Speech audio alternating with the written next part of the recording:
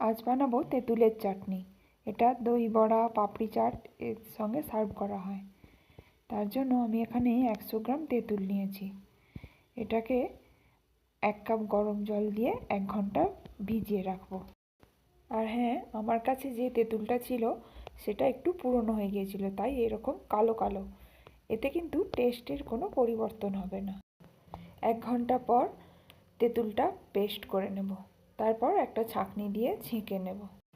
আমি এখানে মিক্সির জারটা ধুয়ে 1/2 কাপ মতো জল দিয়েছি। এরপর কড়াইতে 1 চা চামচ তেল গরম করে তাতে 1/2 চা চামচ মৌরি ফোড়ন দিয়ে তেঁতুলের পাল্পটা দিয়ে দেব। এরপর একে একে বিট লবণ, এমনি সাদা লবণ, 1/2 চা চামচ কাশ্মীরি লঙ্কার গুঁড়ো দিয়ে ভালোভাবে মিশিয়ে নেব। এরপর 100 গ্রাম গুড় দিয়েছি। গুড়টাকে ভালোভাবে মিশিয়ে নিয়ে 1/4 টিস্পুন আদার পেস্ট, আপনারা আদার পাউডার দিতে পারেন। এরপর 1/4 কাপ চিনি দিয়েছি, মিষ্টিটা একটু কম ছিল তাই। তারপর 1/2 চা চামচ ভাজা মশলা দিয়ে দিয়েছি। ভাজা মশলা দিয়েছি আমি ধনে, জিরে, গোলমরিচ আর শুকনো লঙ্কা।